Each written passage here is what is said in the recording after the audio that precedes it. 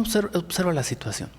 Yo le escuchaba hace unos días en donde se refería a los eventos que había hecho el señor Luis Nava con una comida que tuvo y luego una tamaliza que hizo el senador Dorantes.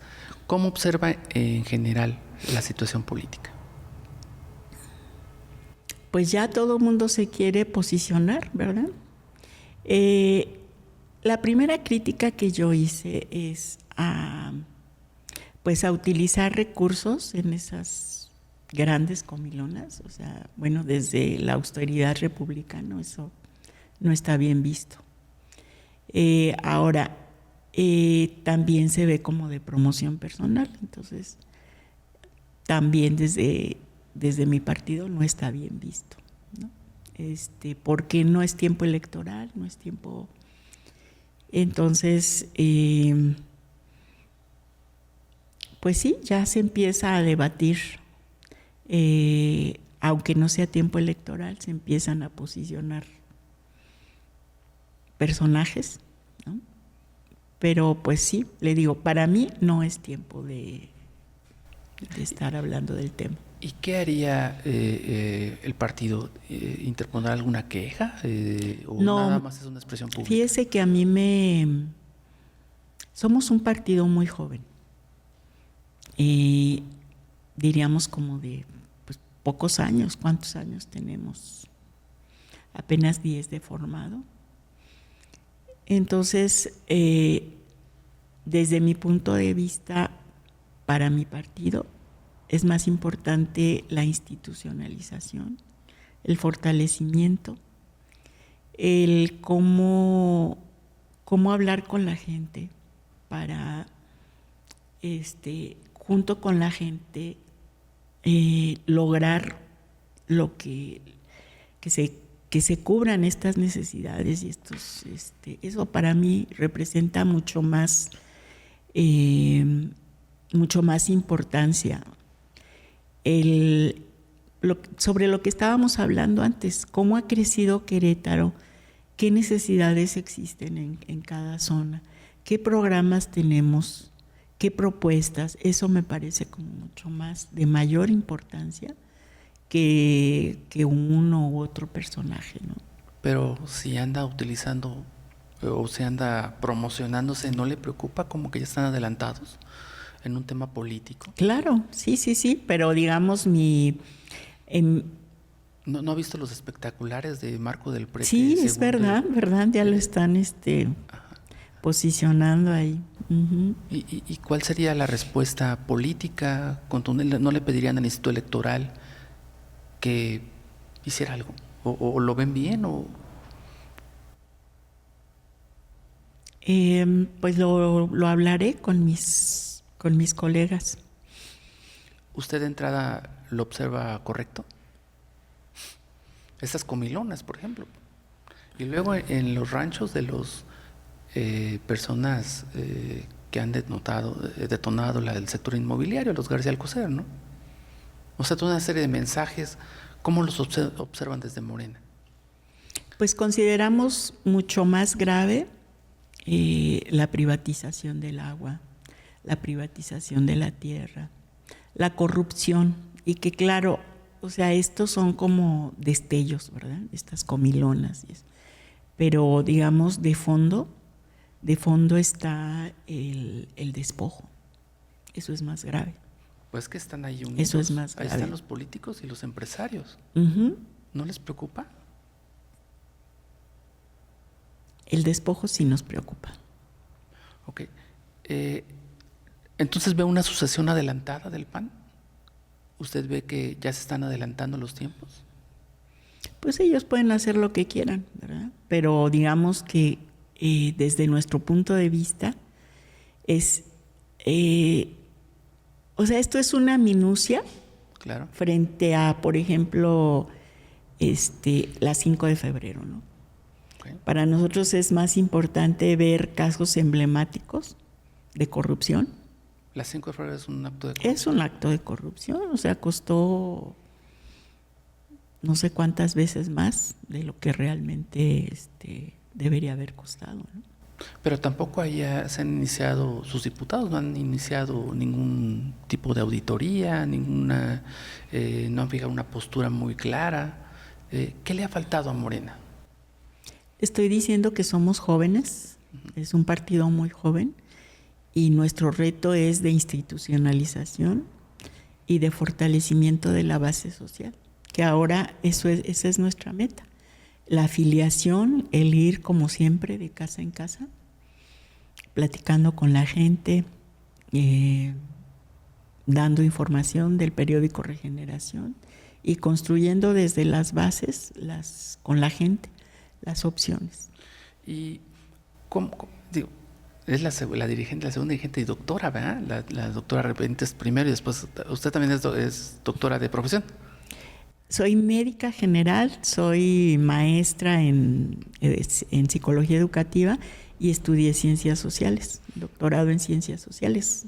Y esta parte de la comunicación, ¿cómo la ubican en Morena? Porque también noto que se les dificulta comunicar. Claro. Sí, frente a, tenemos un gobierno que dedica entre 200 o 400 millones a comunicación anualmente o más, si juntamos todo lo que se dedica en los municipios, y que pues sí, todos sus medios de comunicación están para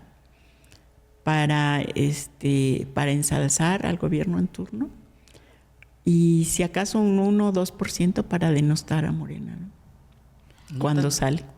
¿Nota usted un cerco informativo contra usted, contra el partido? Y sí, este último, sí, contra nuestras autoridades, sí, por ejemplo,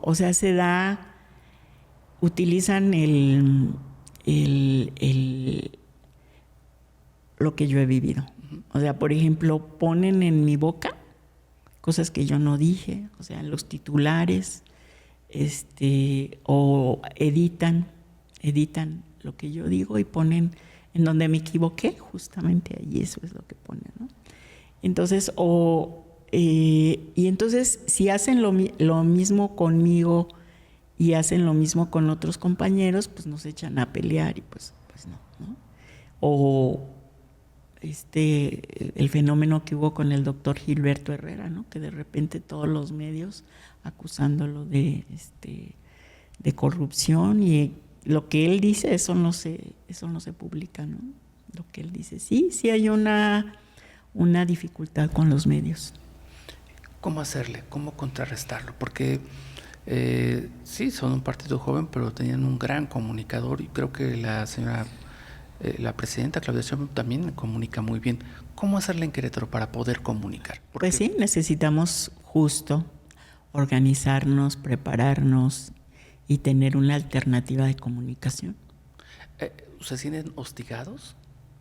Ay, ¿cómo no? Pues ve, por ejemplo, el otro caso es la presidenta de Cadereyta, ¿no?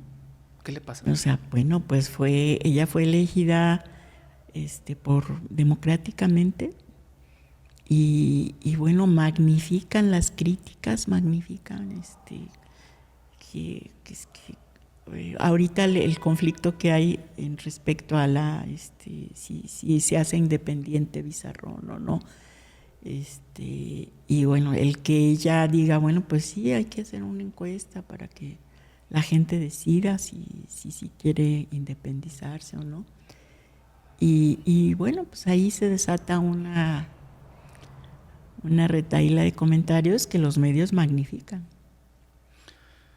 Qué complicado. Uh-huh. Porque esto a final de cuentas, pues me está hablando como que sí se sienten muy hostigados y violentados, ¿no? Uh-huh. ¿A usted la maltratan? ¿Lo maltratan los medios? Le digo que sí. De hecho, ya un ejemplo. Me entrevistó una compañera y me pregunta, oye, ¿es verdad que existe el patriarcado en Morena? Entonces le digo, no entiendo tu pregunta, porque desde mis estudios el patriarcado existe por lo menos desde hace 3,000 años, ¿no? Y entonces vivimos en una cultura patriarcal, sí.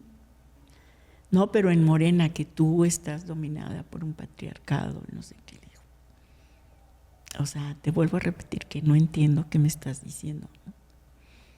Y entonces pone en su título: no existe el patriarcado en Morena, ¿no? O sea, bueno, no, yo no dije eso.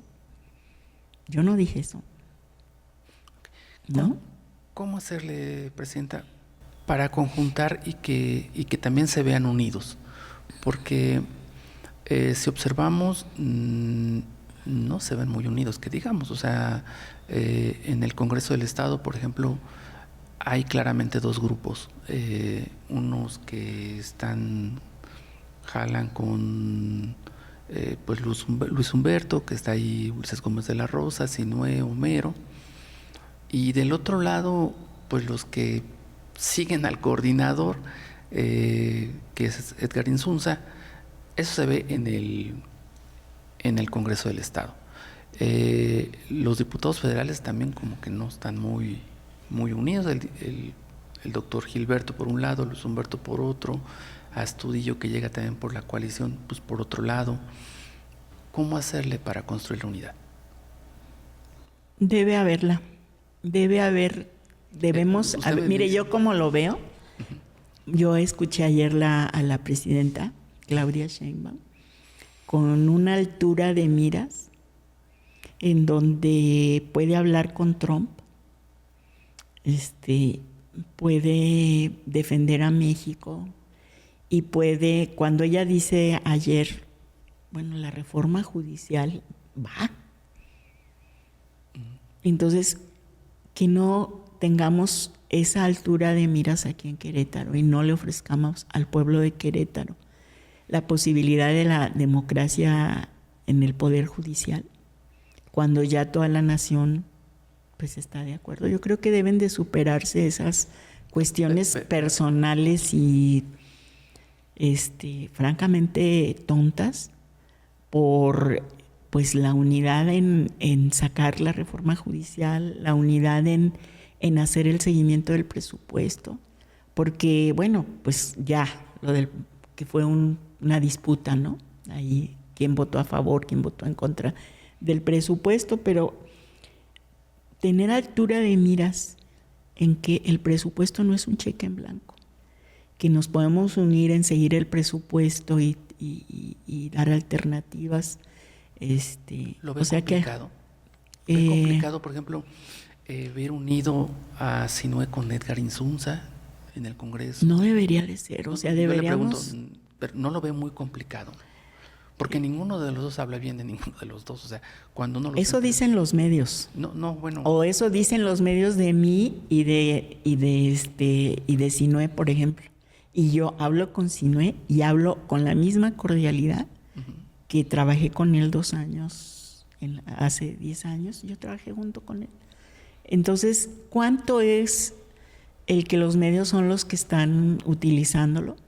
Y claro, seguramente con algún pago de gobierno del Estado. Y cuánto es, o sea, le vuelvo a decir, es con altura de miras a que haya un avance, y se lo digo de todo corazón, o sea, he seguido la agenda, por ejemplo, de las mujeres. He seguido con dolor el cómo estamos en último lugar de la República Mexicana en la agenda legislativa de las mujeres. Somos el peor estado en cuanto a derecho a decidir sobre el cuerpo, sobre nuestro cuerpo. O sea, somos el peor estado. O sea, el concepto que hay en el artículo 2 constitucional. Entonces, si tuviéramos esa altura de miras, dejaríamos las cuestiones personales y ver por el bien de todas las mujeres en Querétaro, ver por el bien de todos los pobres en Querétaro. O sea, así es como pienso. Para mí no es difícil, nada de difícil. Claro. Y no debería de ser para mis compañeros tampoco. La invitación sería como a serenarse y ver que es mucho mayor lo que se tiene que hacer. Sí, como estamos ahorita con la amenaza con Trump, digo, hasta el gobernador apoya a la presidenta, ¿no? Y que es de una extracción panista, pero, O sea, no caben las mezquindades ahorita. Y No tampoco caben. dentro del partido. Tampoco menos todavía, ¿no?